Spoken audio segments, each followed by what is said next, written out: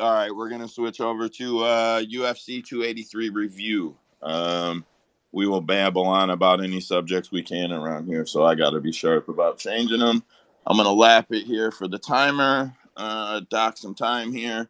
Uh, I'm gonna run off some stats, and then we'll talk about the fights because I always like to run off all these dumbass stats that I collect all the Sick time. card, brother. Before we start, sick card. That card was good. It was. The numbers look nice. It even looks nice when you say it by the numbers too, right? So, I got a bunch of salary numbers, but those aren't as appealing as 15 fights, 33 rounds, only 5 went the distance over 17 rounds, 7 knockouts over 12 rounds, 3 submissions in 4 rounds. The submissions were actually like they were fucking hot, man. Like it was nice to see. 15 bouts went 2 hours, 27 minutes, 14 seconds of octagon time. Betting favorites and headliners improved to 1-1 this year. Betting favorites went 11-4. They did not reveal the live attendance gate figures. 13,604 people. Debuting fighters went 4-2. Performances of the night went to Bonfim, Ismail Bonfim, and Jailton Almeida. Fight of the night went to Glover and Hill. Total salary, base salaries on the night was $3.416 million. Total bonuses, including total win bonuses, $711,000. Total compliance pay, $359,500. Total UFC bonuses, $400,000. Total pay-per-view share estimations, $1.3 million. If the $1.3 million or cashes, that puts total salary for the night at $6.186 million. They said there were 11 medical suspensions for 180 days, but I was only able to find 8 of them. Glover, Murphy, Elvis, Dalby, Nunes, Pontiera. And then they said Hill and Figgy up to 180 days. Figgy has a fractured orbital. I don't know who the other 3 fighters are. I Googled it. I YouTubed it. I searched it. I Twittered it. I don't Why know. would Hill need a medical suspension? I have no idea, but Brazil is saying up to 180 days for him. And that all came out, honestly, in the last couple hours, so I didn't have a ton of time to hit it. Highest paid fighter of the night with pay-per-view estimations was Davison Figueiredo at 1.29 million, Glover at 1.09 million, and then Brandon Moreno at 834. Um, Burns cashed 405. Jamal Hill only cashed 392 with sponsors. I got everybody's pay. I won't go through all of them, man. Jamal Hill beat Glover's ass. I don't know if you guys watched that fight or not, but he beat his ass. He became the first fighter off of Dana White's Contender Series to win a title, the 16th light heavyweight champion.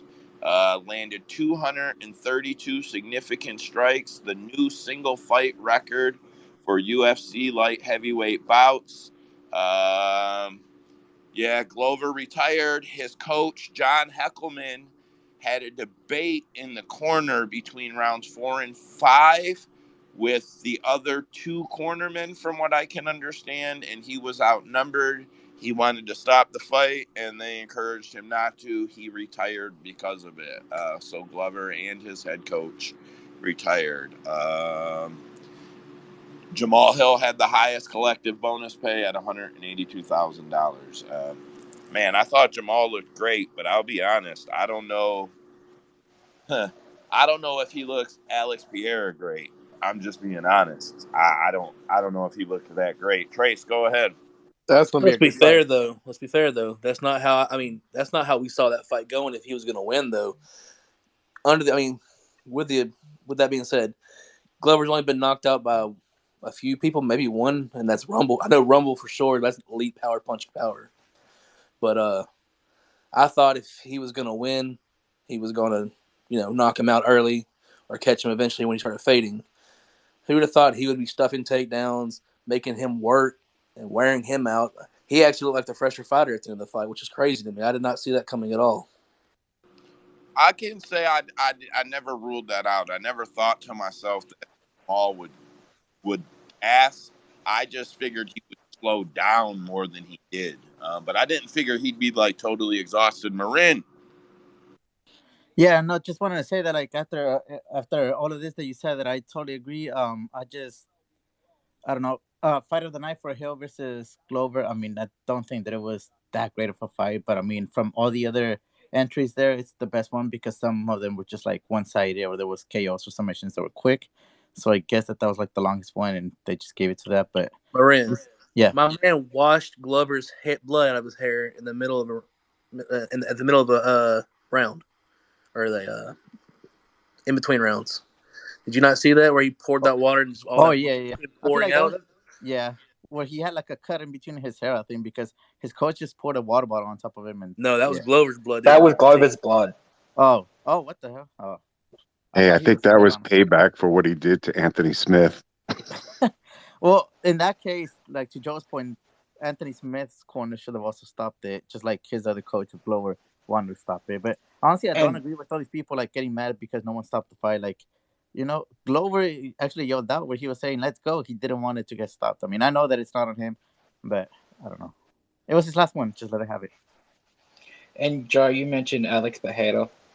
When he was in that cage, he looked like he wanted to kill Jamal Hill. Man, I'll be honest. I think Alex is big enough to go up to 205, and I think if John Jones didn't show up, Alex is big enough to go up to heavyweight. It's a waste of time with John Jones up there. You know how I feel about him, but he's definitely big enough. That man is fucking huge. I can't wait to see that fight if he goes up. Hey, Liam, did that fight go AP, to the way you thought it would go, or did you think that fight would go a little different between Glover and Hill? Definitely not the way I thought it would go. I did pick Jamal Hill to win the fight. I thought he was going to win by knockout. Truth be told, I just didn't think Glover would be able to take another beating like that. I thought that it was going to go much worse for him. I thought he was going to get knocked out viciously. I thought Jamal did everything I expected. He threw tons of strikes. He landed a lot of shots. He is the more powerful hitter of the two. He's a little bit more diverse in his striking. I know that Glover is technical, he's experienced, all those things, but he basically throws like three punches, guys, and he always has. It's like that's kind of what he does. He's very functional in his game. He's not very diverse. He can take you to the ground and be dominant on top, but he wasn't able to get takedowns. So that just left him, as a guy who's got a somewhat functional stand-up game against a very functional stand-up fighter, and that was always, a bad scene for him. I thought that it was impressive, but also, not advisable for one's long-term health, to go through that kind of beating, especially two of them in a row. I mean, he took a life-changing beating, I thought, in the fight with Yuri. That was a much more competitive fight. This one, there was no semblance of a competitive fight for much of the fight. It was just a beatdown. So I thought that Jamal Hill looked like a very world-class fighter, close to his prime, and I thought that Glover looked a little bit over the hill in that one. And hate saying that, but I thought he looked much better against Yuri. I thought he actually looked considerably worse here. But it's a testament to his hard work and his cardio that he was able to go 25 because, lesser men would not have been able to. He sustained a ton of damage and stayed in there for 25. So the fact that he did that is kind of a remarkable feat of strength and athleticism for a 42-year-old. Absolutely, that man's heart is undeniable. I mean, there will never be a more tenacious fighter. I mean, the dude's just a beast. He walked you down, and could nobody take a better beating than that dude. Andrew. That kind of hurts you. I don't mean to cut you off, Trace. We ain't even heard him speak. Andrew, how are you today, bud? What's going on, man? How we doing tonight, gents? Not too bad. You cash on Jamal Hill? Jamal Hill's the man, dude. I'm incredibly impressed with Jamal Hill. He's growing in strides, like massively. Like we knew he was this freak athlete and could transition, and he's done it. He's just getting better in every fight. I mean, he started to slow down. It's kind of like in the fight with Santos, and everyone's like, oh, nope, he can't go 5 rounds. He's going to gas. What did he do? He went out and landed 232 strikes in a 5-round fight. Granted, he slowed down in the 5th round, but he kept the jab out there. He was smart. He stayed composed throughout the fight. There was like 1 or 2 moments where he got a little bit out of control, but he settled down, kept the jab out there because he was tired. You know what I mean? I know he watched that Gus tape because, man, that boy was landing that uppercut. Jesus Christ, man. I don't know how Glover's got some heart because I don't know how he took that beating for 5 rounds, but Jamal Hill's coming, man. His takedown defense was impressive. He got taken down twice out of, I think, 17 attempts, and he was put in some scary positions, and he got out of it both times. So him and Yuri should be an extremely fun fight. I think that's the type of energy this light heavyweight division needs because it's been so stale since John left. And I think a fight like this can be bonkers and could potentially bring it back to life. A youthful fight at that, because for the longest part, the light heavyweight division has always been like the older guys that are finally fading out. You didn't have much like a big surge of young guys until here recently. Yeah, I feel like there was definitely a speed due to age disadvantage. Vinny, what you got? Yeah, I was just gonna say exactly what Andrew said. Say exactly what Andrew said. I was pretty impressed with his takedown defense. I wasn't expecting that. I thought Glover, when he got on top of him the first time, I thought it was over, and he got out of that pretty quick. I was very impressed.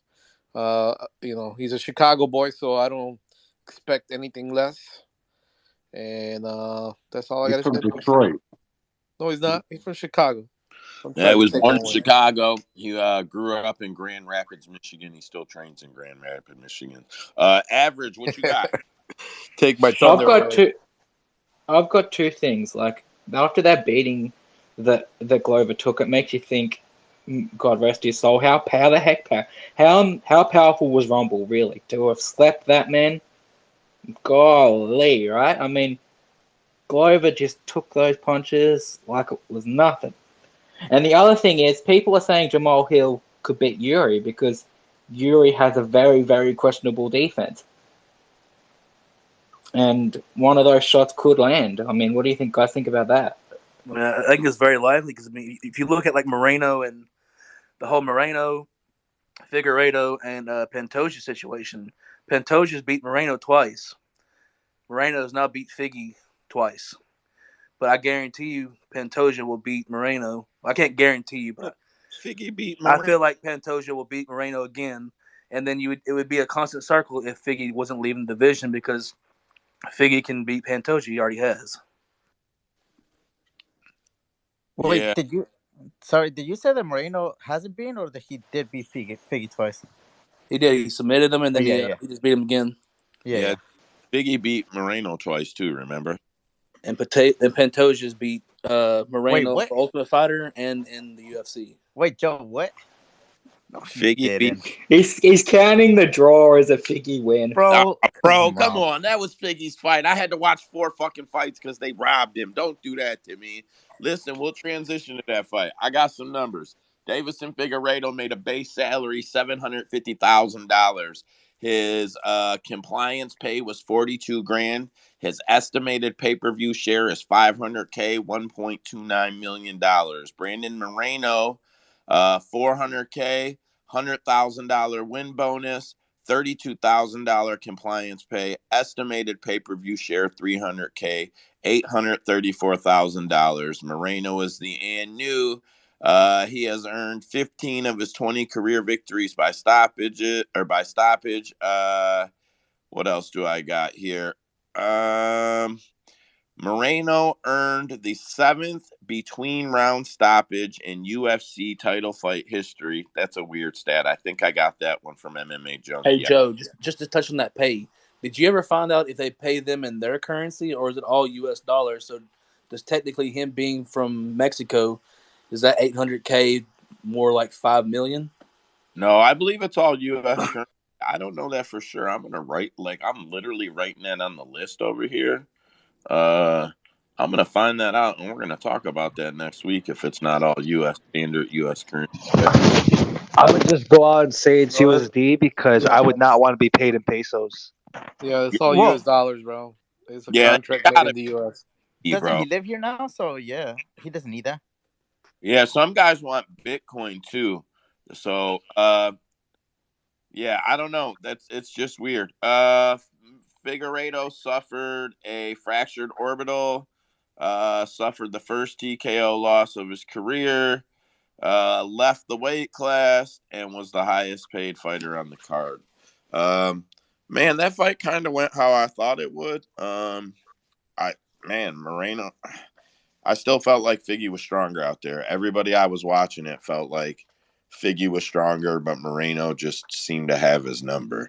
Yeah, that was just how I seen it. That was kind of how I figured it would go. You had to worry about the power catching up to Moreno, and it never really did. Average, you put your hand up first. Go ahead. So, I think Brandon Moreno fought the perfect fight.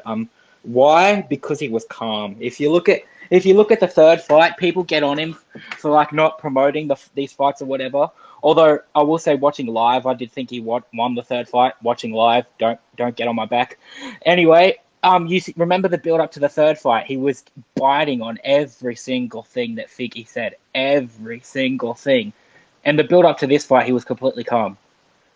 And in the octagon this time, he was just completely calm. And he said as much. The third time, he was fighting on emotion, and I think he fought the perfect fight. He was quicker in there. He was smarter in there, and it worked for him. Andrew, go ahead.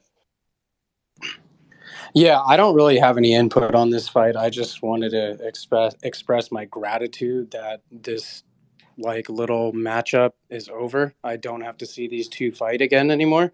I'm very thankful for that. I've had to do it 4 times. I think it was like 2 times You too loved many. it. Be honest. The fact that they did them like all back to back to back to back is, I mean, obviously there was an injury that prevented that, but you know where I'm getting at. It's just, in my opinion, it's just been very stale. The flyweight division can finally move on now. We can get something going. I'm happy this is over. So yeah, let's go, guys. I agree with that for the number one reason that I actually felt like the flyweight division was starting to get exciting. And like, come on, who the fuck thought any of us would ever say the flyweight division was starting to get exciting? And then it True. got stalled up for these guys. Like, I don't know. I really felt that way. So I'm glad to see it move on too. Marin. Yeah, guys. No, I mean, obviously, big Moreno fan, and he won. I mean, I'm honestly like, I also like Figueredo. I just don't like his antics before because I never liked these villains to be called or whatever. But honestly, like when Figgy like beat the shit out of what's his face, the guy who was retired, who's dating the one reporter, Megan O'Leary. I forgot his name, but like, Benavidez. yeah. But I mean, Figgy, honestly, like, I mean, I get that we're tired of seeing these guys fight 4 times in a row, and not really like in a row, but like 4 times. But also, like, it's always Figgy's fault. Like, think about it. Like, he won the title from him, but he missed weight, so they had to fight again. And then the draw, allegedly, he was with the flu, and then the fouls. He made the fouls. Like, he's a cheater.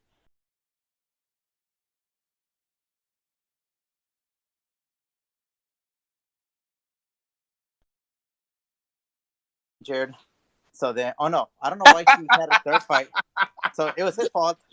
And then he got allegedly injured. So then it's his fault again. It's not his fault that Moreno beat the And shit he out of high cheated in the power fourth France. fight too. Did y'all think it's anything to do with Marin's tendency to favor Hispanic fighters? No. I In partly that agree with moment, him. I mean, in that moment when he said, "So he's a cheater," we all knew. Marin ain't no Tell on me he nobody. okay. Y'all saw that come on, kick he to the elite. ground. He kicked it down his Exactly. I opponent. was just about to say. I mean, look, I did you mean, see it Moreno's? wasn't hard, and All like it I'm wasn't saying stop is, the if you fight. were in a fight, Marin, you would have did the same thing Figueiredo did.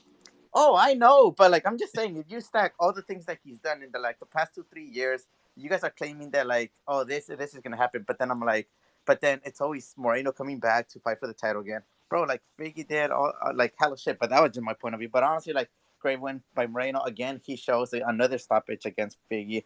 Figgy can finally move up, even though he's missed weights like 2, 3 different times. And yeah, now we get to see the weaker Figgy stay in the division. But honestly, like I mean, Pantoja is also fighting. The division keeps on going better. Like Kai was in there. It's not no one's fault that he lost to Moreno, but yeah, it's it's still gonna keep on rolling. Hopefully. Can I quickly comment on how beautiful that scramble was in that second? Oh my gosh, that was beautiful. Yeah, I mean, it was actually a pretty good fight to watch. I don't want to. I'm not saying that out loud again. Senko, what you got? Bro, come on. What's up, boss? What's up, everybody? It's been so long already. First of all, I want to know who was by my house here and ate my porridge, damn it. And, with inflation, it's all I can afford is porridge. So, Goldilocks Porridge is still a pay you a thing, man? visit? You should Did have. what? Goldilocks pay you a visit? Bro. You could got. It was either eat porridge or give up Twitter. And I'm not giving up Twitter, So, anyhow, my thoughts on the fourth fight for these guys. You know, if they didn't have names or brand, you wouldn't know it because it's just a great fight. It's a good fight. It ties up other people and other people's careers. But if that was the only two fighters I could ever see again, at least they're entertaining and they have an entertaining value and it's suspenseful and they have really good scrambles. Anybody else? So I'm gonna cap this fight, but real quick, without big debates. Everybody throw a name out there. Who's Moreno's first defense? I think he already promised Pantoja. Oh, did he? Yeah, that guy. Yeah, Yeah. backstage, like It he better told be him, and then Pantoja. he's like, "You're next." And then I think Rival should be up there after Pantoja. But yeah, he already promised it to him. The video went around. Hey, Marin, I'm gonna Yeah, get you a link sent over for yeah. the DraftKings for the DFS. If you could get that posted on the wall for me. Oh It's yeah. actually already at the second Bro, bubble. Dead Picks hit Oh every yeah. bro. Every one of them. He came in killing shit. Oh Sorry, man, man. hey, I was telling him in private messages earlier. Shout out to Dead Picks, man. This dude's been killing it lately. He's been doing all kinds of stuff, all the tweeting and promoting. I appreciate you, man. You've been doing a lot for us. Yeah, that's good. Man, I just gotta start taping again, bro. That's the main thing I gotta worry about. But yeah, I'm trying to do what I can. All And right. been killing it in the Fanatics app. Killing it. Was it like 3 weeks in a row you were in top 2? Yeah, I'll be honest. If you haven't been taping, don't start now, bro. Just bet that shit. You're fucking I'm excited to give this man my money in that fantasy app. bro. I'm taping the John Jones fight already. For what? Ooh. Fuck you gonna tape that fight for? I knew Just it, for right? fun. Bro, Just for fun. What? Who's Just your for pick, fun. Average? Who's your pick? What's the odds on that one? John's is a favorite, no? No, It's a John's it's a the gift. underdog. It Yeah, doesn't but matter. Gift. hey, It's a wait, gift. I'm Joe. just That's a John gift. Take that, motherfucker. Hey, The Joe. MMA Wait. gods. John Jones, obviously, but I'm just taping it for fun. So Hey, so Joe. he opened as the favorite and then went to the dog and then went back to the favorite is what I seen. Joe, should we not move on and like keep on talking about the pay per view? I I think have Oh, Tyson one still question got real his I'm quick. time. about to lap this Liam, here. hang So on, Joe. Gilbert Burns Hold on, versus Joe. Neil Magny. Wait, Liam, are you okay with French hate though? I know you're against the Brazilian hate. There's a lot of French hate in here. I don't give a I fuck about mean, that. after that Imavov performance, I mean, it's all fair game as far as I'm concerned. Yeah, I agree. I agree, Liam.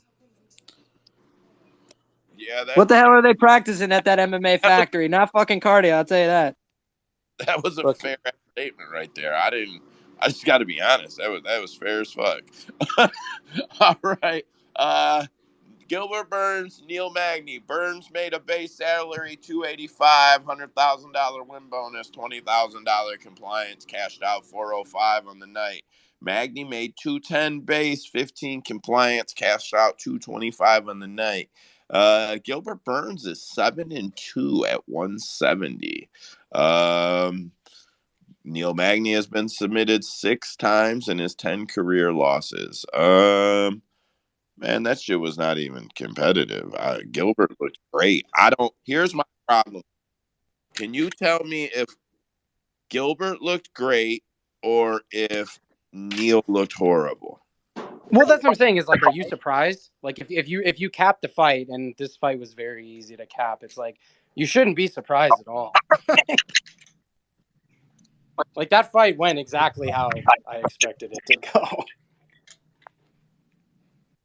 I mean, I expected it to go Gilbert's way with ease, but like, man, Gilbert's really good. But I that's I mean, what was Neil, 14 or 15 or some shit? Like, it's not, man. Yeah, but his last few fights, man, like I'm telling you, Neil's slowed down a lot. He is slowed down. His takedown defense is not good, and he doesn't even have the ability to really get up anymore, especially against upper tier Well, that is grapplers. his thing used to be his clinch game. He used to be strong up against the fence, and he would hold people there, and you couldn't get away from him. And eventually, he would take you down.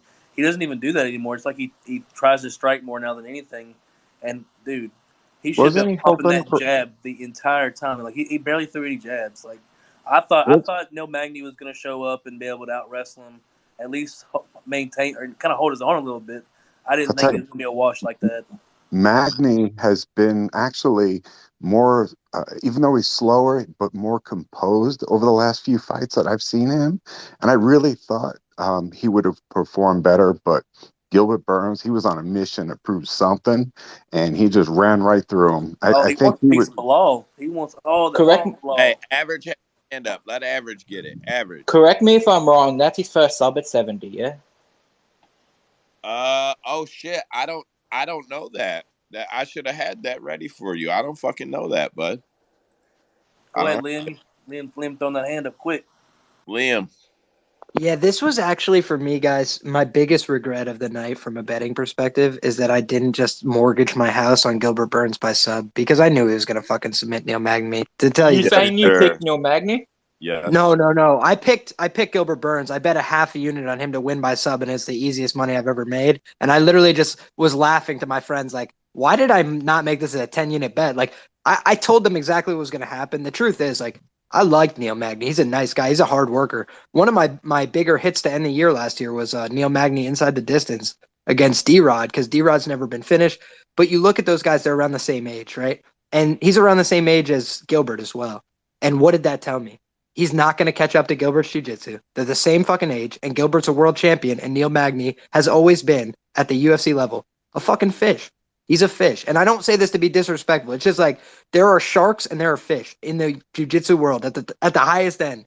And at the highest end, guys like Gilbert Burns, they're sharks, bro. If you're in the water and you ain't ready to swim, you're done. It's already over. You're a fish and you're getting wrecked. And for Neil Magny, it's like this is an exact replay of the RDA fight. This is a replay of several fights that he's had. Neto BJJ, guys, last year submitted this guy in a pure grappling match in 34 seconds with a guillotine choke.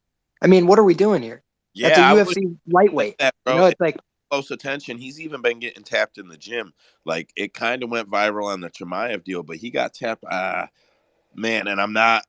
There's definitely another video where he got tapped again in practice. Like he taps. Like he taps. I just he trains with good guys, but he's just not one of them. Like he's just a guy that's trying to get better at jiu-jitsu. So if you go out there and have a fight on the feet with Neil Magny, he'll still embarrass guys in the UFC, guys that are talented, guys like Jeff Neal. That win is fucking unbelievable that he has that it aged so well. But it's like those are the kind of wins he can get. If you want to swang and bang with Neil Magny, he'll wrap you up and make it uncomfortable. But if you consent to having a grappling match with Neil Magny, his clinch game falls apart because it doesn't work when you can really grapple. And Gilbert can really grapple. So I was like, yo, if he tries to get in the clinch with this guy, Gilbert's going to body lock him and throw him.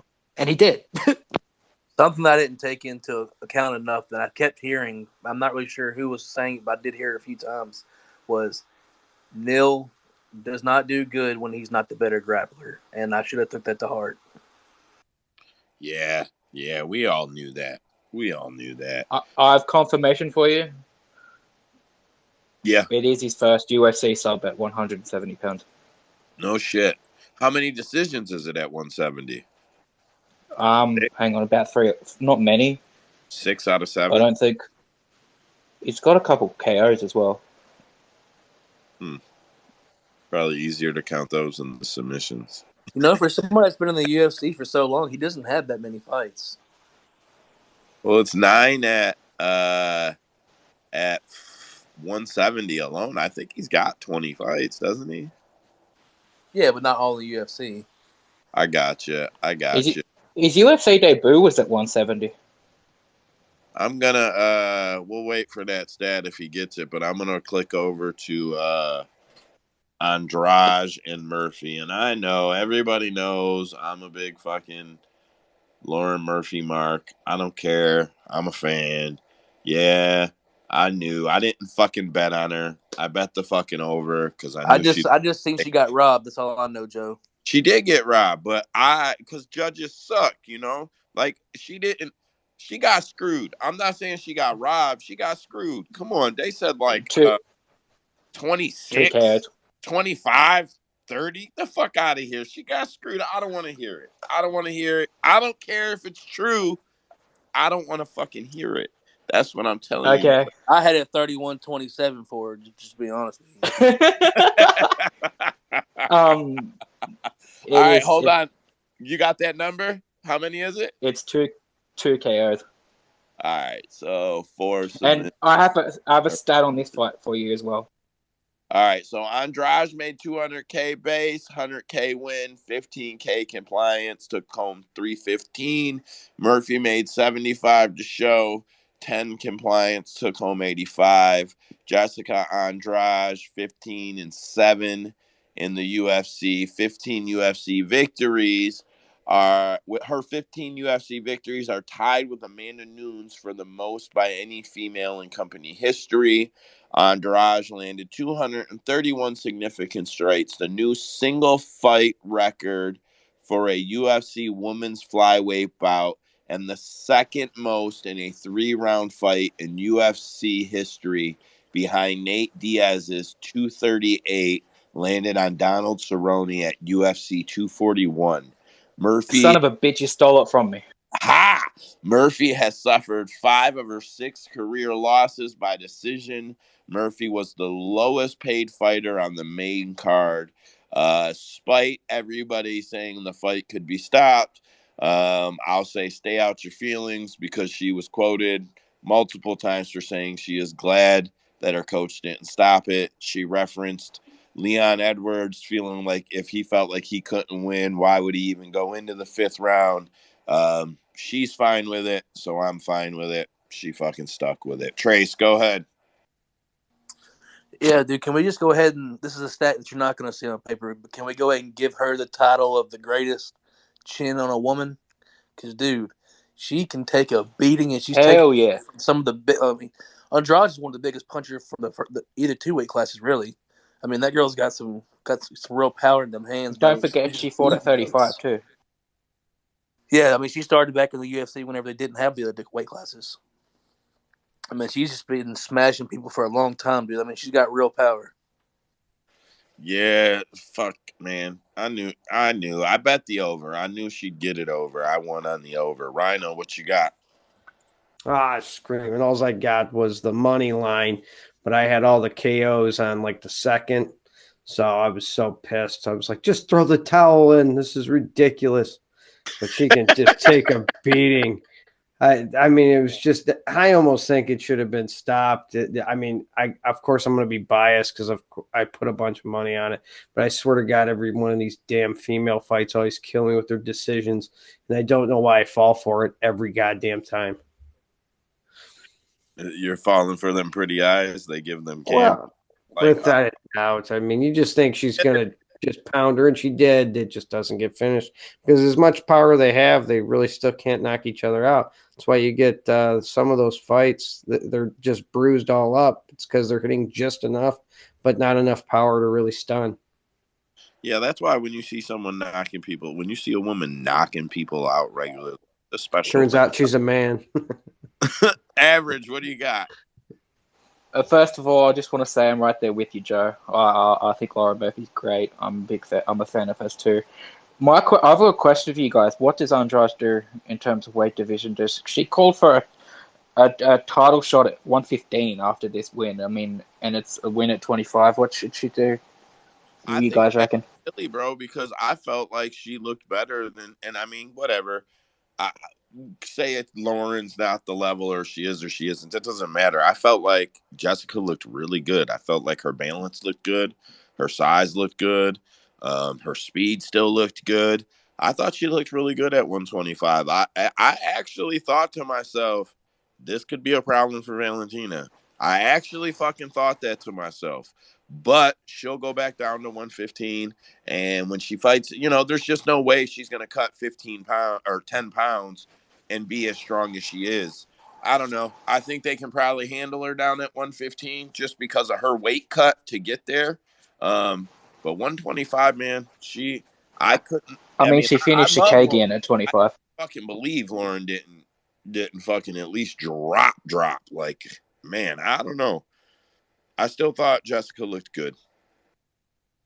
I think I agree with you. I think Andrade is way better suited at 25. I mean, she finished a Kagan at 25 for crying out loud. The Who thing does is, that? though, guys, Andrade is just too close to the title picture in both weight classes. Like, she could just do whatever she wants. She just finished Amanda Lemos in her last fight at 115, and Lemos is one fight away from a title shot. It's like she's just too good. She could pick her weight and do whatever the hell she wants. She's better than most women at 115 and 125. Yeah, I said this over the weekend. I'm like, dude, she is the best female fighter in the world that isn't a champion. Like she's a tweener. She can go in between divisions. She did win the strawweight belt. She just wasn't able to defend it, Worst title unfortunately. reign ever. What? Yo, dude, you One guys of the gotta worst remember, title though, reigns ever. that was Fugazi, dude. The UFC is like, yeah, thanks for winning the title. Great job. Can you turn around in 40 days and fly to China and fight there? They were And lose it in like, hey, can you 42 give the seconds. title up? They were like, do you mind dropping the strap? Like, just turn around in 40 days and just do it all again. Yeah, I would be excited to see her fight Whaley again with like a full training camp and stuff. She's great, man. I love her at 115 or 125. It's a shame she's only like 5'1" or 5'2". If she was a little bit taller, bro, I think she can actually handle some of the bantamweights because she's tiny, but she's compact and she is strong, man. I like Jessica Andrade. You know what? We do give you the Rose trilogy. Screw it. Let's do it. I want that. Yes. Get her out of here. Rose, I mean. She'll be gone. I'm going to move this one on. Anybody else want to get in on this one before I move it? All right.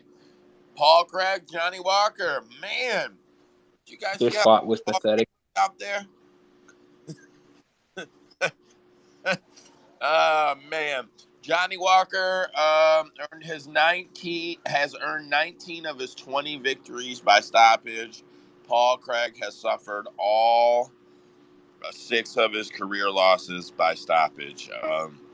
Man, that statistic alone, if you just knew those 2 facts before the fight, would have told you a lot. Paul Craig made 110 base, 10 compliance, took home 120. Johnny Walker, I was so fucking surprised. Johnny Walker made 60 grand to win, 60 grand to win, 5 on compliance. He made 125. I don't know why I thought Johnny Walker would make more money than that, but man, for whatever reason, I was jaw dropped when I seen that was all he made. Johnny looked great. I mean, it's pretty much Johnny looked great. I think Paul Craig slid his way to Sucks. victories. He slid his way to some victories. Good to him, but I think he is in way over his head. That is all I can really say about that.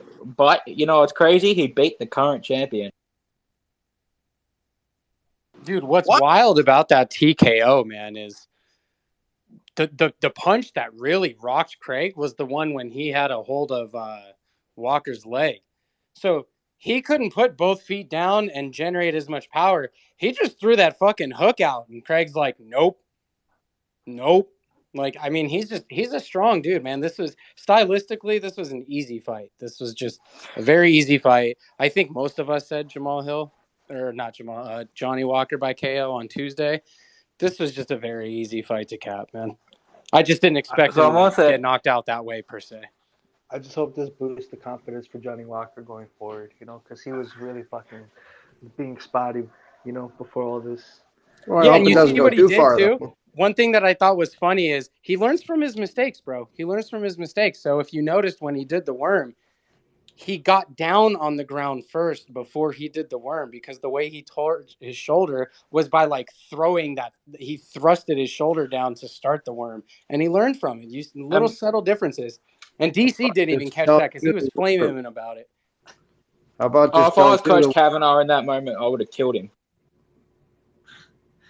Yeah, I mean, I hope it doesn't go too much to his head, because I would say stylistically, this was a bad matchup for Paul Craig to get lucky and eat some punches and pull off a submission. So, I mean, as much as Johnny Walker's finally, back in the rankings, give him a little bit more confidence, but he better not take it too much to heart, because now if he fights somebody in that top 10, he better not get back to his wild days and take one on the chin and get dropped again.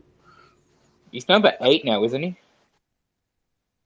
Well, that's the thing, though, is like you got to realize Johnny Walker is Johnny Walker. And when he faces power punchers, he definitely has the ability to be hit. I mean, styles make fights, man. So it's like when he has a good matchup, he should win and he should look good doing it. But he also has bad matchups, too, and that's power punchers. Yeah, for example. All right, let's play matchmaker. I don't see how he could get past Jamal Hill right now. No way. Jamal Hill would ruin Johnny Walker 10 times out of 10. Yeah, Yes. that's All right, let's play matchmaker. Who do Yes. you want to see him in there with next? who, Johnny Walker? Anthony Smith, maybe? Him and Rakic. Rakic is the answer. Correct. Yeah, Rakic is probably the answer. What, Rakic no Anthony Smith? beats him up. I Just wouldn't his mind weight. that, but Anthony Smith just fumbled the bag like a fucking Momo when Yep, as the can't- backup can't fighter in reward this that. fight. So he's now going to fight Jailton Almeida. Watch that booking. I'll watch that. I know how Dana works, dude. I know how he works. Watch that booking. Vicente That's Luque why gets I dealt laugh, from the bottom of bro, the 'cause barrel. I know how Dana works too. I love you. I love you. I love you. I love you. Yo, Liam, Back up. that's a hell of a call, man. I wouldn't have expected that, but when I think about it, that makes sense. Did That's we a used hell to of a become best call. friends? Dude, the last guy that you want to fight at 205 is whoever is fighting Anthony Smith next. Just know that. Well, that makes sense too, because he missed weight for the champion or for his little backup spot, but his last couple fights, if you saw, he took longer than normal to weigh in. He had troubles making that cut because he put on a little bit more muscle. So I think this works because he can fight at heavyweight against Almeida, because they're both kind of, I mean, Almeida can fight at a light heavyweight, but they would both be perfect for like a 225 division. He got that you know what I big mean? podcast money coming in now. He's getting soft. Makes you think, how the hell was Anthony Smith a freaking middleweight? Yeah, he's massive. Doesn't make sense. Yeah, he is a big guy. He's got to be able to make 205 though, and he's got to be able to make it successfully. He's not big enough to fight at heavyweight. I don't care if he goes in there at 240. He's just not built to fight at heavyweight. So. The question is, did he know that everything was good? Did he know everything was set, so he didn't have to make weight, or is he? Yeah, that's what I was actually thinking. Like, did he kind of get the nod from Dana? Like, everything's good, man. Thanks for showing up. And No, because he tried to make it on a second attempt and missed. did he really? Bro, if you don't make weight, you don't make the bag. Yeah, he didn't even get paid because he didn't make weight. He came back and if missed you by don't a make pound and a weight half. for a championship fight as a backup, you don't get the money. Oh yeah, Luque did though. Luque got paid though. I don't know. I don't fucking know. Then they were like, "Yeah, fight a southpaw and go fuck yourself." So some guy got paid $28,000 to beat up Shogun Hua. Did you guys see that? Yeah, did you see he had to explain his celebration? Hurt my soul, Joe. Hurt my soul, man. I hated seeing Shogun like that. That was one of my childhood favorites, man. I was a huge Shogun fan, especially back in Pride. Bro, I'll be honest. They paid 12 to go beat him up. He got 12 to win and 4 compliance. They were like, "Yeah, fuck him." I mean, that's a true legend. So how can you got to frown? He did land a couple strikes, just because of the guy that he is. But future Hall of Famer, definitely. It's been this last couple years, man. We've been watching a lot of guys we've been watching for over 10, 15 years dropping off like flies. Yeah, I would assume that there's. So I'm starting to see. So, like, there's no question that even guys on old contracts get big contracts when they run up because the UFC has the tier program where no matter what, if you have X amount of fights, your salary is at least X amount. But Shogun made 75 to show and 10 compliance, 85 grand. There's got to be some point where their contracts start to decline. I'm trying to see if I can pin when that happens. Like, Joe, I have a serious question for you, man. yeah. Are we, as the MMA community, the most toxic fan base? Like, I feel Yes. like we are as toxic as the Dallas Cowboys fan base. Like, once somebody's gone, we don't give a fuck about them no more, or the majority. Like, I'm one of those people. Like, I live and breathe and die for the legends, man. Like, I hated seeing Chuck Liddell come out of retirement to fight Tito again. Just didn't make sense. Like, I'm not one of those who are like, well, they're out of sight, out of mind. Like, I still remember the days where I was like a huge Melvin Gillard fan. A lot of people probably don't even know who Melvin Gillard is, but he holds the lightweight. He holds the record for lightweight knockouts in the UFC. Dude was a killer back in the day, but he And fell then off. he just got cut from a bare knuckle fight. Yeah. And that's kind of bullshit because he actually had a good fight and got screwed on a horrible decision by a ref to try to act like he fell into the ropes and he didn't actually like take a knee, and the guy just wouldn't stop. So he just like kind of gave up, but he never really touched the ground, and the referee called the fight. And then the next fight he took, he did the same thing to another guy. Yeah. They called a disqualification on him, and he lost the fight by disqualification. It was such horseshit. My brother fought on the same card as him last year.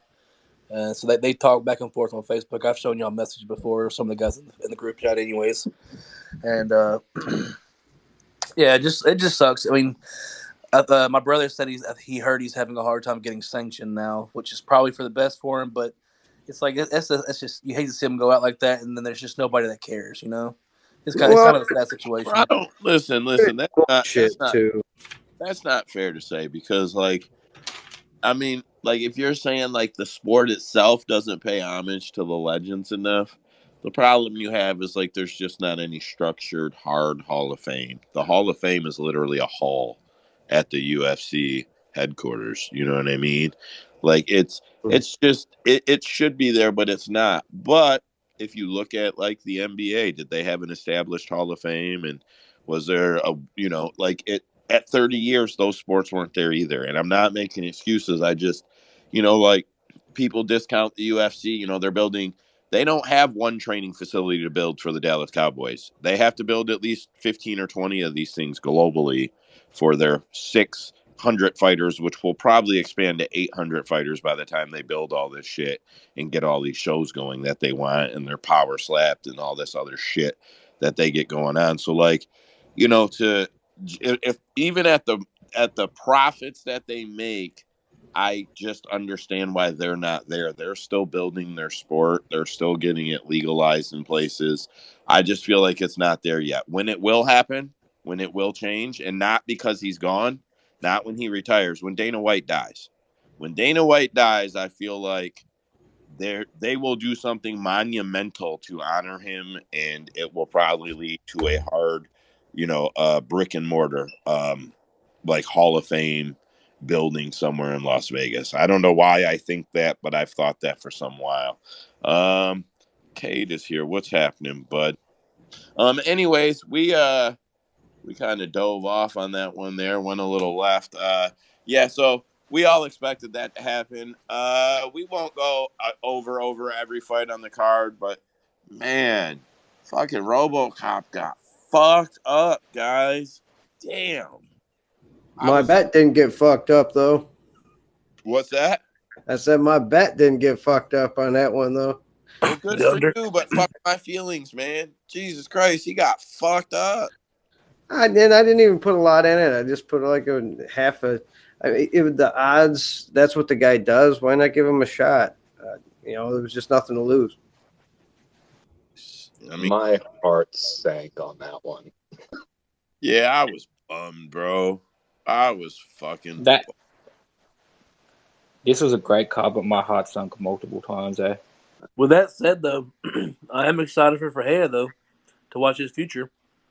Yeah, I mean, hell yeah, and absolutely, and he looked great. He looked great, and there's just no way around it. I think he looked better than. Chin held up. That's what's important, dude. Because I mean, we all know he can crack. Oh, no doubt. He can take a punch too. I think he's a little small for the division, but I mean, definitely got some heat in those hands. Marin, what you got? Hey, so I mean, I know that we're not touching up on any fights or all of them, but I just wanted to say, did you guys like, or at least I noticed, I mean, now that we're talking about all these fights, how there really wasn't that much, whatchamacallit, like controversy with either the ref or the judges, except for that probably like the Nicholas fight, Dobby. But I don't know. I mean, I bet for him, it was like 1-1 going into the third. But besides that, all the other ones, they were like, for sure. Like there was a winner, and if it went to the judges, everyone knew who it was. And the refs pretty much did their job, except for Herb Dean with that kick. But other than that, we were all good. Like there wasn't really that much to complain about. Marin, Uh, he won the fight, bro. Let it go, I man. know. I'm just He saying. won the No, problem fight. with the refs, though. what? I said I do have a problem with one of the fights for the refs. Which one? Which was I think that I don't know, man. Like as a fighter, I feel like that's what the ref's there for, right? To protect you from your own self in a sense. But like Lauren Murphy got beat the fuck up, bro.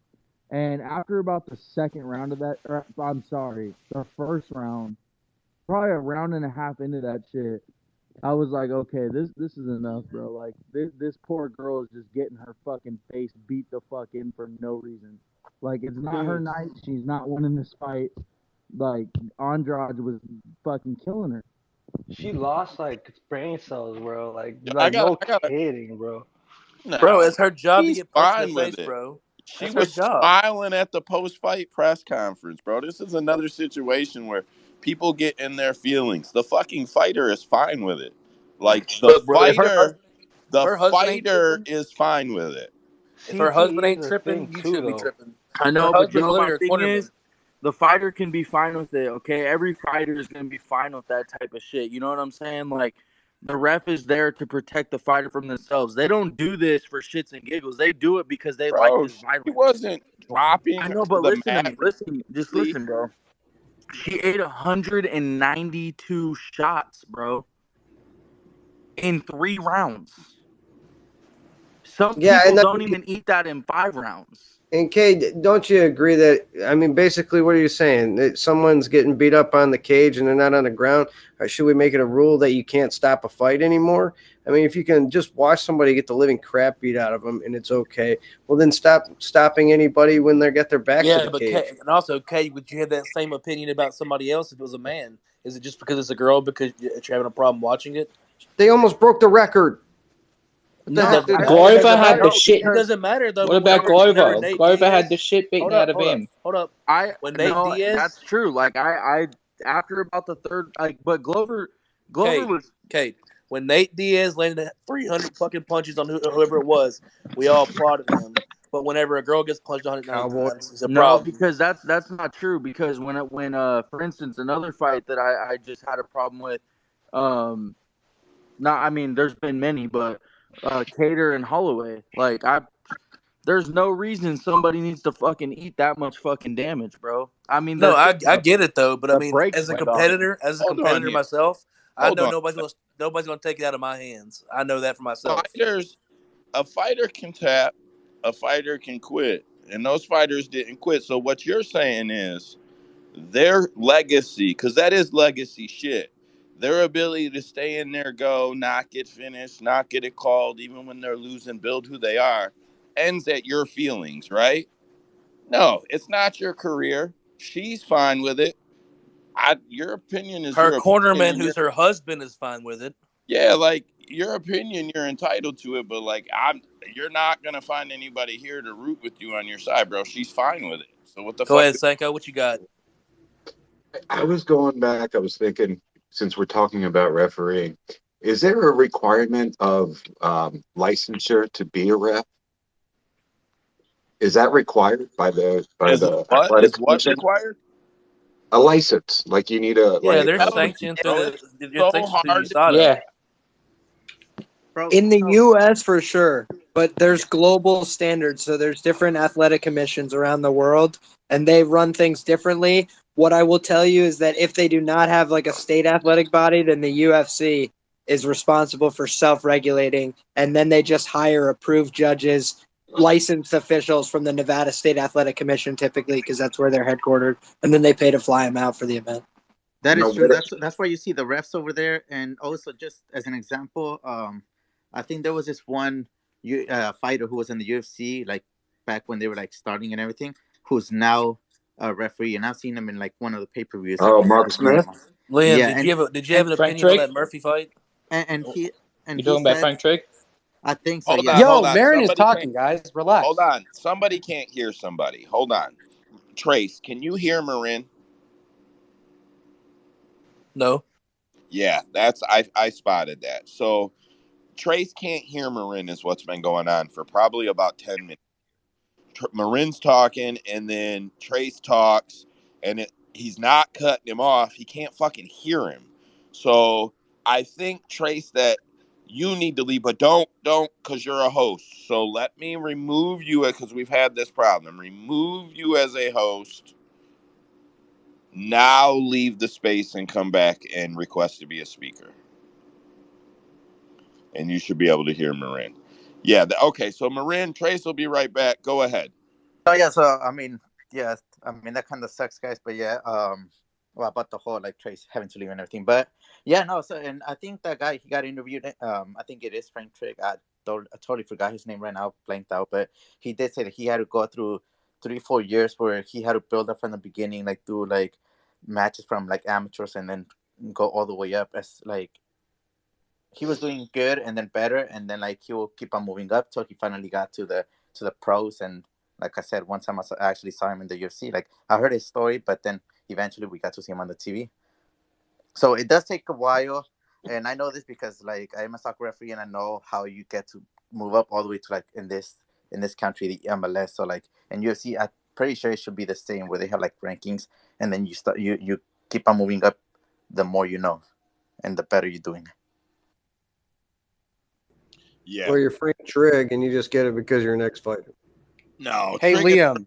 stripes, Liam, bro. I know you had your hand up when they were talking about Lauren Murphy. the previous subject. Did you have anything on that? About them not throwing the I towel. was gonna say location matters, and I think that the thing that people maybe aren't considering is like if that Glover Teixeira fight took place in New York, I guarantee you they're stopping it due to the cuts on his face. Guaranteed, 100%, because there's a very conservative athletic commission in New York, and they're very precautious. They stopped the Nate Diaz fight for a cut that was far less gruesome. Glover literally looked like he had two like slits for eyelids, like he had no discernible eye line. It was getting disgusting. He So looked like one I of those dogs that have just skin flaps on their face and you can't see their eyes. That's what he looked like. Just wrinkled up skin covering his eyes. absolutely, and I think that fight should have been stopped. To tell you the truth, like I don't think Glover needed to go on anymore. I agree with Hackelman. That's the school that I come from. Like I don't think that anybody needs to just get the shit beat out of them to prove how tough they are to me personally. Now, that being said, can fighters make their own choices? Absolutely.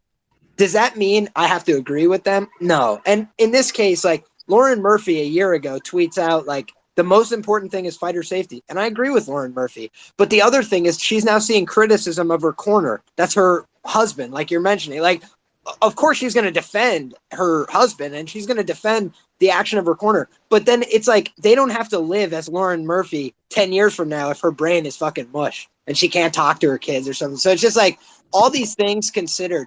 I'm always on the side of more precaution. That's me personally. Does that You cost know, us great moments? Like that would have Okay. cost us that moment in if you can Cater and give me a Holland. second And just to remarkable. go back Hold to up, what you're guys. Quick. Don't saying. cut him off. Let him.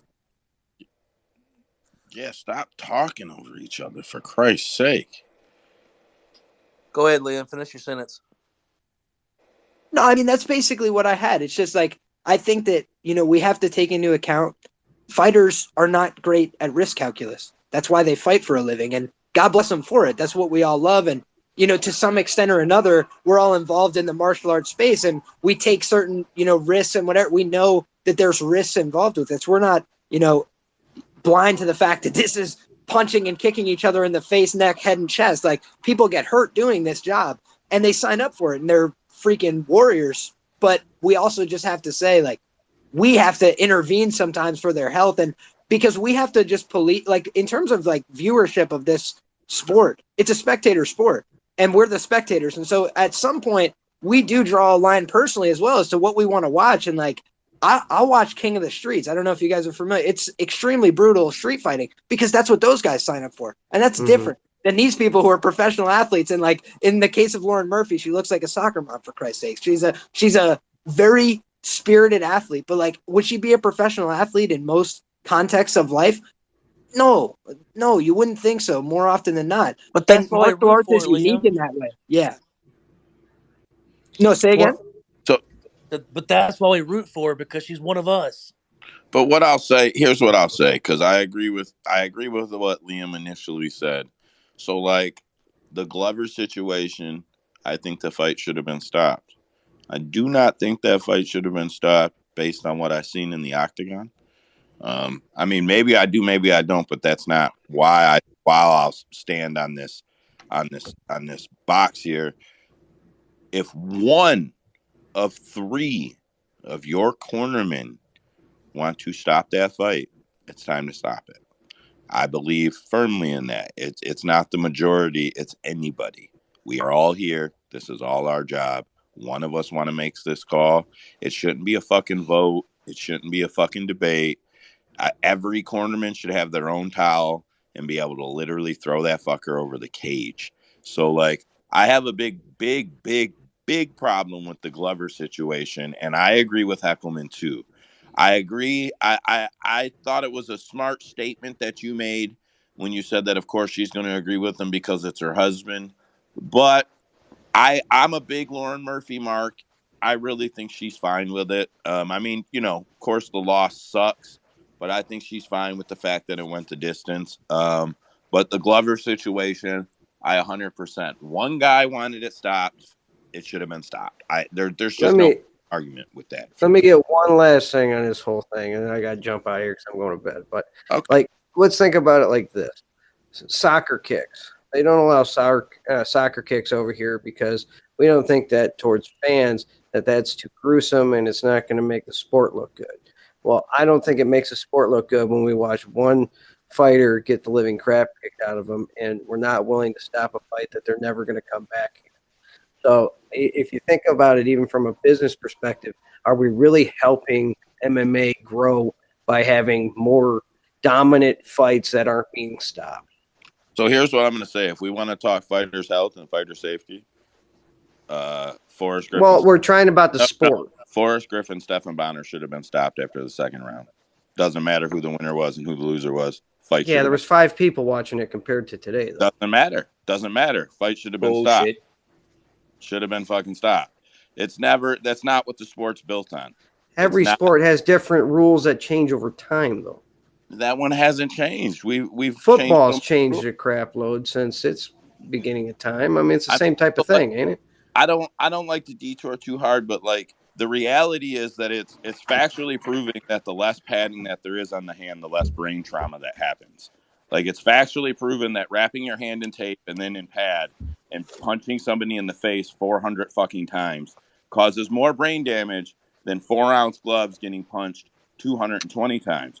And the 4-ounce gloves actually cause more fucking damage than bare knuckle does. And that's all been very, very proven.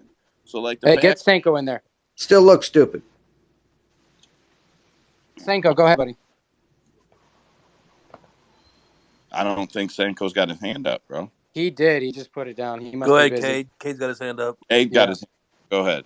No, I guess like earlier because I was still gathering my thoughts, so I didn't even finish. But I was just gonna say, like, I'm completely fine if two guys or two women are having a fucking war, but it's competitive. You know what I'm saying? The other fighters still still fighting back, but like um in the fucking like the Lauren Murphy fight, the only reason I even mentioned that was because you know the fight just didn't seem super competitive to me. She ate 231 significant strikes, and I like Lauren Murphy.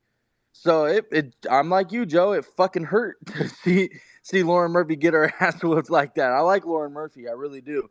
But I just brought that up as an example. But you know, I just think I don't know. That's just my opinion. I trust me. I love this sport. I know what the fuck comes with this sport, but fuck, bro, that was hard to watch. We'll let Senko go, and then I'll close it out. Appreciate it. I have my opinions on when a ref should stop and shouldn't stop, and I think that in the case of Lauren Murphy, I think she's too tough for her own good. I think her corner might be a little too tough and just not, you know, getting her out of a situation where she won't get to see another day, because fighter safety is the most important thing. But when you go over to like the Glover side, the heavyweight, well, not heavyweight, but any championship fight, you want to give that person as much opportunity as you can. Oh, And I that's don't not think fair. That's not fucking fair at all.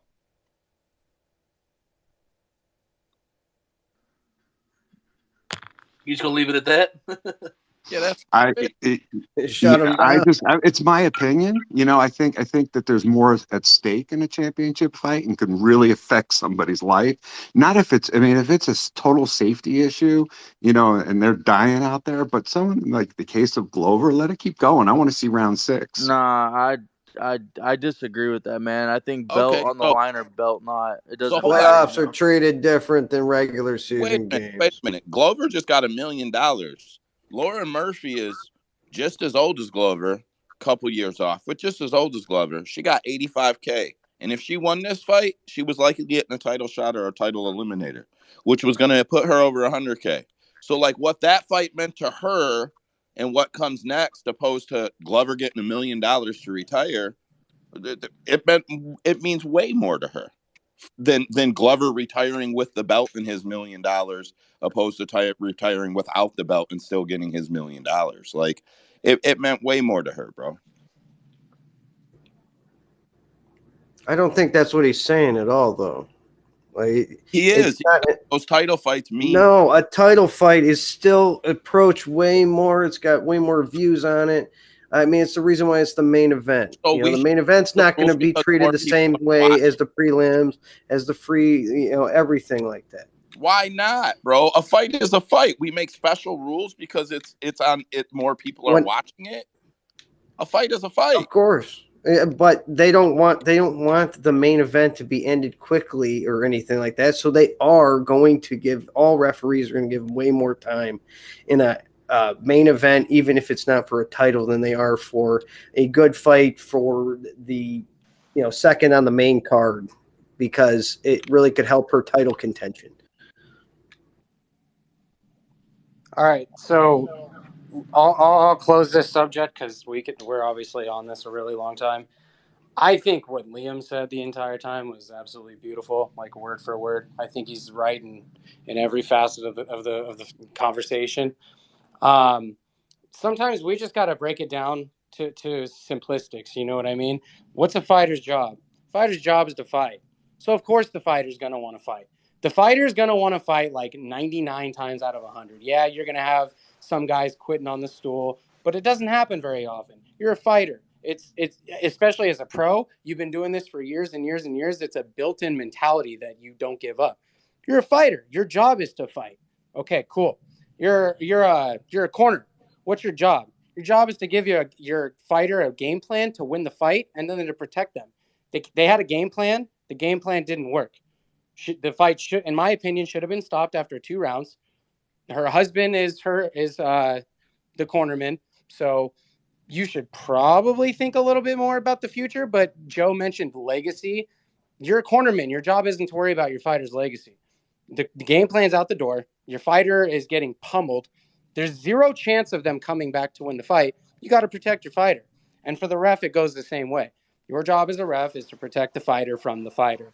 And when you have situations like that where there's no competitiveness, it's just an onslaught, it's one-way traffic, and they're just doing nothing but taking damage, you got to save them from that unnecessary damage. Bro, it was Yeah, 2 but to 1. It wasn't one way. It was 2 to 1. Fighters get outlanded 2 to 1 all the fucking time. and what about this? You say it's like it's on the corners and stuff. What about the scenarios like the Raquel Pennington where she gets the shit kicked out of her legs for 4 rounds? She says on the stool, "I want to quit," and her coach still sends her out there anyway. Yeah, and look what happened. She took way more unnecessary damage and got finished in that 5th round. Well, she said herself she shouldn't have gone out there. Her corner should have never made her go out there. That's all on average. She was done. She should have been done. If one person in that corner says it, out of the 4 of them standing there, the fighter and the 3, it should be over. There is no fucking question about that. Hey, just had a quick question. I mean, I know that we're closing it out and everything. This isn't off topic. This is like a question to anyone. But like, at what point? Like, I also felt like that it should have been stopped. It was too much or whatever. But I don't think it was that much. I mean, I'm agreeing with everyone here because it is true. Like, if she's okay with it and everything, fuck it. But at what point of the fight? Because that's how the whole fight. But at what point of the fight will the ref? Because I feel like this was more on the corner.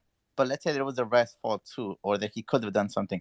At what point does he says no more? Like, because it wasn't really like a blow that were like really like wobbled her, you know, like to Joe's point, like it was all like just hit on hit on hit, and that was it. But at what point will the ref just step in and say no more? Well, that's what we're kind of arguing about. I think most people think after the 2nd round from the sounds of it. Yeah, because if I'm the ref, unless it's in between rounds, I just don't see where he could have just stepped in because Lauren was always like knowing what was going on around her, so she wasn't really Exactly. concussed or anything. So that's where I'm That's trying what. to like define like Joe and like whoever's like point of. Oh, shit. I muted you, Marin. I'm sorry.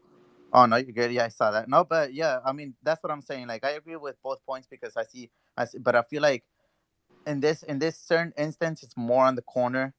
In the Glover's fight, it's probably more on the ref/slash doctor because there was huge cuts. But that's why, yeah. I mean, it's weird because this like everyone's saying like I did see Liam's point. This in New York, like they are way more stricter. And but this was Brazil. Whenever it's like on the outside, like Abu Dhabi or whatever, they do whatever the hell they want. Yeah, I also have an issue with so it is slanted, right? Like even though I'm okay, like I want to defend everybody here a little bit, my side and the other one. Like even though I'm okay with the fight going on, you guys have a very valid point about the fact that her corner is her husband. That shit shouldn't be allowed to go on. Like I have that's a whole nother discussion and we don't have to have that and let's please not, but like I think everybody here would agree pretty easily that like your corner should not be your spouse for these obvious reasons. So like there is an argument that another corner would have stopped that fight. And I'll leave it at that. I think that's the fairest thing to say. That there's a very good argument another corner would have stopped that fight. Even though I'm okay with it, there's a How about very, very good Joe? chance. Have another quick question for you, and it's also about this topic, but and it just happened the same fight card, so it's kind of funny to me. But what? Okay, so because I do agree 100% with you. There shouldn't be any family members in your corner, regardless. Because I've also seen like brothers or things like that. But what if they're also fighters? Does that also like not count? Just because they No, would think it's more fuck about that. the family? I don't. I've been a believer for some time. Because and I That only said that shouldn't because be. obviously like sorry, didn't mean to cut you, but just want to give you an example. Like for example, Johnny Walker, his wife, she was a fighter, or she still is, but she's pregnant, like Jana. And then you have like Herbert and what's his face, well, the Burns brothers or the Figueiredo brothers, things like that, you know. So those So were I my don't think, examples. as weird as this sounds, I think your brother would be most compassionate and throw the towel in appropriately. Your spouse wouldn't want to take it from you. And maybe I'm wrong. Like I wouldn't be opposed to them saying no family, but I think kin is probably like sibling rather. Sibling is probably not an issue. Even parent, I wouldn't really see as an issue. But a spouse views you different. A spouse views you based on your hopes and your dreams. And like when these guys made that point, even when Liam said it, I'm like, damn, that's a killer fucking point, because like they're going to see everything you want to become, everything you've worked for, and they're going to see taking that from you. And they are going to make decisions differently. There's no way around it. Your father, your mother, 9 times out of 10, when enough is enough, it's going to be enough. Your brother, even your sister, when enough is enough, it's going to be enough. You're going to call it. I just, for whatever experience and for my life experience, and maybe I'm wrong, and if you guys feel differently, I have no argument, no debate for your feelings about it at all.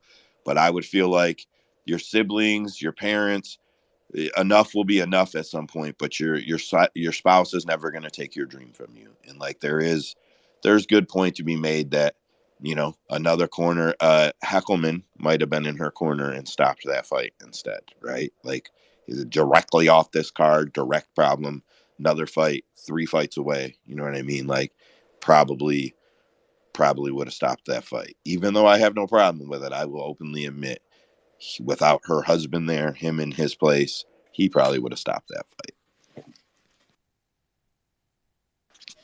So I don't know. I'm gonna lap that. We kind of detoured from the card pretty hard. I can say real quick, Jailton Almeida had a great performance. Bonfin looked good. Ismail Bonfin, fuck man, we all like T-Rex, and he got his ass beat. And I feel like if you go to last week's space and you listen, we all said, T-Rex, please don't strike with him. T-Rex, but fuck if they throw hands. T-Rex, if he stands in the pocket, we're in trouble. Bro, what?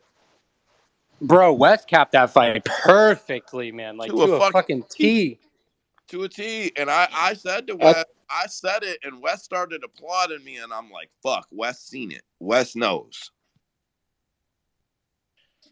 Bro, that shit was like, not scripted, but you could have wrote the fucking manuscript on how that fucker was gonna go. Man, When that mouthpiece went flying out, I was like, "This is over. I can see the knockout coming." I didn't think he would drop like that. When he dropped like that, when he dropped like that, my jaw dropped. I will stand by this. That is probably career changing. Marin, go ahead. Oh, for sure. Okay, yeah, another one, and I forgot to mention this earlier, but I am no ref, judge, or whatever, but I saw this happen earlier in the fight, this same fight. The ref kind of stopped the fight to put his mouthpiece in. This was the second time it happened in a different round, and like same exact fight, different round, because it happened already in the first, but also in the second. But this time the ref took longer. I don't know if he just didn't seem fit to like stop the fight to put in or to pause it to put in the mouthpiece, or he just let it happen. But yeah, I don't know. That seemed kind of The also rule like the is knockout makes it worse because then you can see it like even more, and like I feel like it's even worse because they can't really like clinch all that, and probably that's why he got knocked out even worse. But I don't know. sorry to I just wanted interrupt. to see your opinions on this real quick. I So, don't know so if the y'all rule saw with this. that is the referee has to wait for a lull in the action. So since there was no like real slowdown of the action when that happened, like he couldn't stop and pick it up. So sort of like the Bisping, everyone talked like the Bisping Anderson Silva moment, like when Bisping sort of like went up against the cage and pointed to his mouthpiece just because there was like a lull in the action, right? Yeah, you're right about that. I don't know. That's the same conversation, fighter safety, So where do you draw the line? Liam, go ahead. I actually had Bonfim by knockout in round 2 for this Yeah, shit. fight. Good man. Good fucking And man. Good it man. was one of my favorite bets in a long time. I thought that there was going to be opportunities to fade Terrence McKinney. I think he's a good fighter, but when you see people have a hard time, going 15 minutes and it's continuous, like it was when he wasn't in the UFC, it was when he was in the UFC, it was on Contender Series, it was before the Contender Series. Like guys that are dangerous finishers are a problem for him. And Bonfim, if you just look at his record, it looks like, oh wow, he's been submitted 3 times. This guy's a fraud. Like he's going to get exposed. But then I started to look at who he lost to, and the guys he lost to were Hanato Moicano in 2014, and then 2 guys prior to that. And the 2 guys prior to that was a 2-0 guy who retired 2-0, with like the 1 win by submission being his last, and then Adriano Moraes, the champion from 1. So this guy literally lost to like 3 murderers early Who in his just beat career. Demetrius Johnson. Precisely. So like this guy was just like a hidden gem, I felt like, Bonfim. And Terrence McKinney is a known quantity. He's dangerous. He's talented. But I felt like Bonfim was such an unknown quantity that had so much upside. And so I was willing to look foolish if he got finished in the first round. And I said, like, there's a chance this guy just gets flatlined, knocked out in the first round, submitted. I was like, but if this goes 2, I am so confident he's going to win the fight. So that's why that was my investment strategy. And I just thought that Bonfim proved that he's the real deal. He's a scary guy. Yeah, Not only are his losses to world-class talent, but he also fought Moraes at 17 and Moicano when he was 19 years old. Like, he fought those at a young age. That's just an incredible resume, honestly, at such a young age. Yeah, and credit to the guys who come in here when there's the guys who are in here now and some more guys that come in here on card weeks, man. Like that you were not the only person hot on that fight to end in the second by knockout. That is one I can proudly say the majority of this space called the knockout. And several of us felt it would be the second round. Yeah, man, I want to say Wes Belfort that's in here. I think he said as soon as it gets out of the second, it's over. Cade, go ahead. Yeah, I'm so fuck, man. I am so glad that Wes pulled me off that fight because I mean, everyone was on Bonfim, but I was just like, I'm like, man, I just want to trust in my man T Rex power, bro, to just land that shot or that knee, like even in the first round, bro. I think in the first like 30 seconds, he threw that knee right up the middle. I was like, oh fuck, that almost landed, and I wanted to put my trust into him. Wes is like, bro, do not put money on that fight if you're gonna go on T Rex, and I was like, all right, so I laid off that fight. Um, Thank God, but yeah, like you said, man, he capped that fight fucking crazy, like to a T, bro. That shit was crazy. Yeah, I took T-Rex in the fantasy pick, but I said that last week. I'm only taking him because I like him. I know better. I did not fucking bet against him or bet on him. Average, go ahead. This is just a quick stat. This is the 4th time that the Bonfim brothers have fought on the same card, and they haven't lost on a card when they've fought together. Yeah, I think that's a bad deal because what happens when the first guy loses? It's definitely got to distract the second guy, right? You've heard him say it can be distracting when someone on their team loses. I've heard several fighters say that. So I don't know. I mean, more power to him. I don't have no feelings like there should be no rules or anything against it. Just, man, I think that may be a bad tactic in the long run, especially as things become like more and more on the line for them. You get 2 of them in a big, like on a main card or prelim main events, and then there's a lot at stake and the first guy loses. I could see it hurting feelings of the second guy a little bit. For sure. Nunes looked as good as we thought she would. I think everybody here thought she would look that good. I don't remember anybody really being on. I don't know, bro. She didn't look all that good in the first round, man. She looked pretty terrible. Yeah, she had to find the distance, but I thought she did a good job, man. She was fucking. Homegirl slowed down though. Homegirl slowed down a lot after that first round. Farron. Yeah. She blew her wad early and she couldn't finish her, and she's like, all right, well, I gave it a shot. Yeah. I remember I was watching the fights on the space, and I remember saying when Farron was fighting at range, I said, "There's something about this that it just seems cruel." Because of the height difference. Yeah, the fact that she couldn't keep it up, though, man.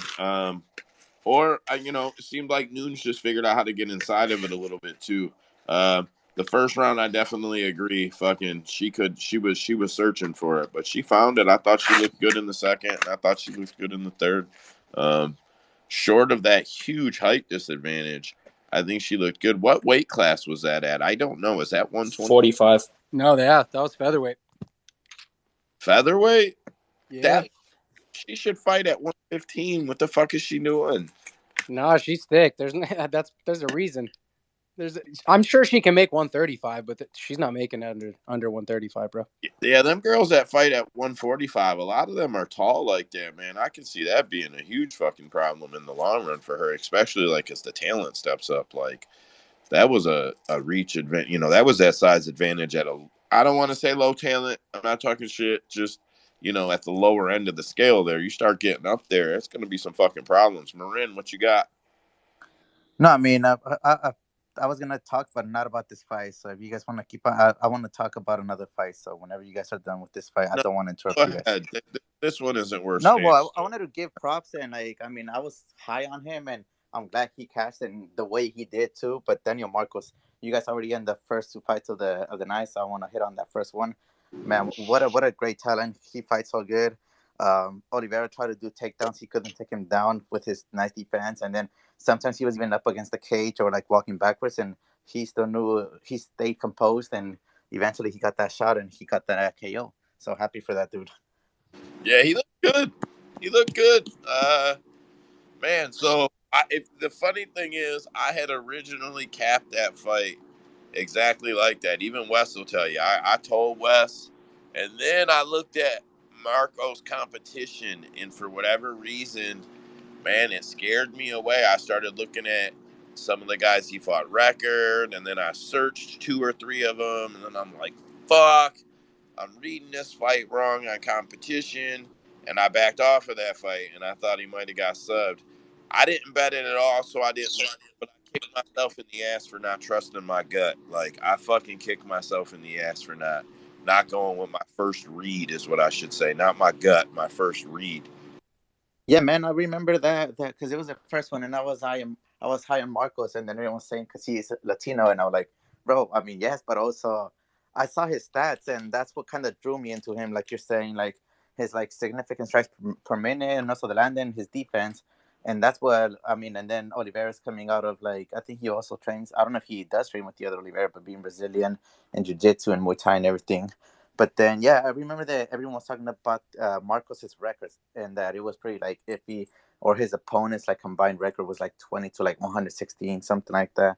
So I do get where it can be sketchy, but hey, man, for his debut, that was pretty impressive. Yeah, I'm happy for him. I really am. Does anybody else want to get anything on this card? Otherwise, I'm going to skip over and hit the roster watch real quick. Like 11 fighters got dropped. Usman, Scott, and then Cade. Yo, yo, yo. What about fucking Thiago Moises with that plus 160 submission? I know that other guy had some good defense and it took a while, but that's what I'm talking about with these with I think like a new adaptation to like the wrestling of other fighters for Brazilian Jiu-Jitsu. It's like it's not about getting the takedown now. It's like if you're gonna use the fence as your help to get up, I gotta use it as an enemy. Kind of like an opposite to what the Dagestani fighters are doing. And I love how he said, all right, I can't get you down. I'll get you up against the fence. He did a nice little, he took his back, then did like a nice little thrust, jumped over to the back, got that submission. I fucking love that performance by Moises. Yeah, that shit was clean. Did you cash that submission? Yes, sir. Good man, bro. I Get mean, I that thought shit. it was just eventually going to come. This guy looked good too. His record was a little bit scary with how much experience he had, but Thiago been fighting literally the hardest dudes here in the 155 division. Yeah, That was a great spot. he looked real good. Cade, what you got? No, I heard you bring up Almeida's name. I cashed his second round finish, but I kind of cheated it a little bit. I put some on the third round finish, but I put more on the second round finish. So that was dope.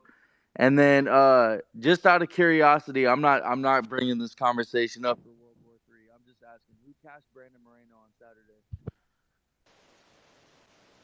He cut out, but I could barely hear him. But I think he said who cashed Brandon Moreno on Saturday.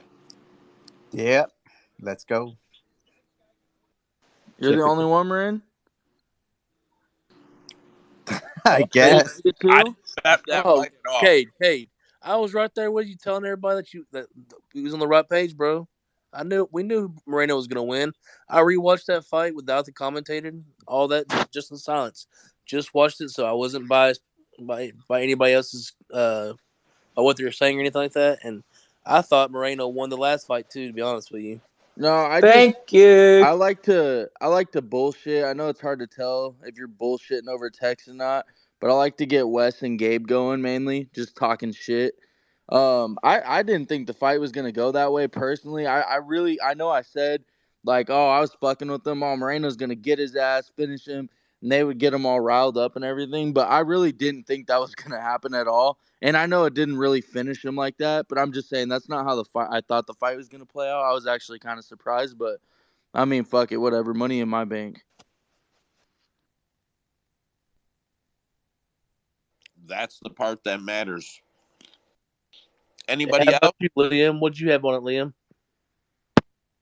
I passed on the main and co-main event, but I did have Moreno by TKO 5 or decision was my prediction for that fight for Roto Grinders, and then I had Jamal Hill by KO. I think I picked round one, and obviously he didn't get the KO, but it was on the right sides. I just passed on those fights. I felt like they were a little bit volatile in terms of the market, and I kind of just I felt better about some reads on the prelims, the early cards, so I just rolled with those.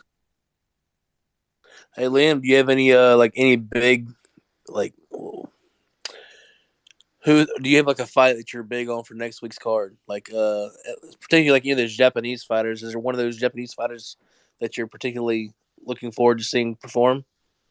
Oh, for sure, man. The most money I'd have to double check. I mean, there's probably a couple fighters that are close, but definitely in the top five most profitable fighters for me in UFC history is Tetsuro Taira. I absolutely hammered him his first two UFC fights, and now you see in this fight he's minus 1,000, right? Like those opportunities, I think sometimes people think about MMA and they think, I either need to find a big underdog or I need to find, this favorite who's like minus 140 who should be minus 250. That's one way to do it. Like that's how a lot of people try. So I think that if you could try and be creative, if you could think of ways to beat the market, you give yourself an advantage. And the number one way I try to do that is by positioning myself in places that people don't want to be, like putting, minus 225 for a big amount on an incoming fighter. But I did my due diligence and I watched every fight they've ever had and I know what their skills are. And so when it gets a little dicey in that UFC debut, I've seen them face some adversity on the regional scene.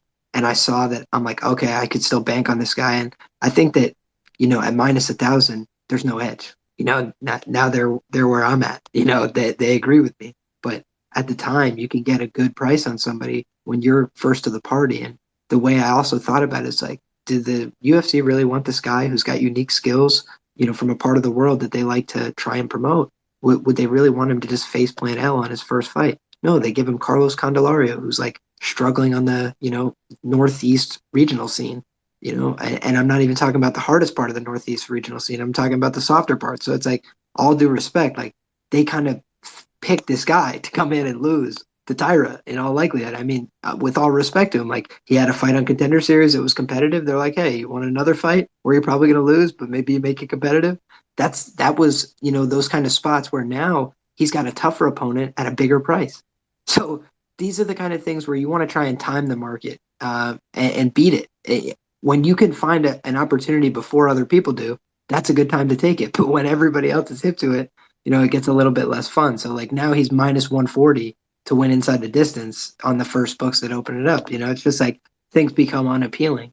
But these guys that are coming in on this new show, this new format, nobody knows who they are. If you could become an expert on those guys, I think that you could probably find an edge. That would be my recommendation. So Liam, just listen. I catch a lot of shit. I catch, sometimes I don't. Some people think I'm sharp on some shit, and I catch a lot of shit on other stuff. So like, I agree that the Asian sensation push, Tyra falls in there. He's got skill set. He's got the regional background. He's got all the things the UFC wants. I don't believe in fixed fights or like rigged fights. I do believe, you can fix the matchups a little bit and fix the region for the crowds a little bit. Um, you just know the region isn't going to be as friendly to the guest when, you're fighting in that certain area and they're fighting a superstar. Like, I believe you can kind of make things just kind of vibe one way if you're the company, and that they would want to push Tyra, but like, can you agree with me that the day to fade him is coming? Like, can you at least agree with me on that? Like, the day is coming. When he gets up there in that top 10, the day is coming. I'm sorry. I catch a lot of shit for this, but that day is coming. We'll see what the path through the top 10 looks like. But I'll tell you what, there are guys that I would put money on Tyra to submit in the first 2 rounds in the top 10. Ooh, come on, let's hear it. All right. No, we're not going to go off I don't want to give away my whole edge, but just do your research. Do your research. There's some Hey, guys ranked at can flyweight dull that it a he little could beat. bit. You can dull it a little bit. Nah, don't pry on him, man. All right, I'm gonna mute him out for a second.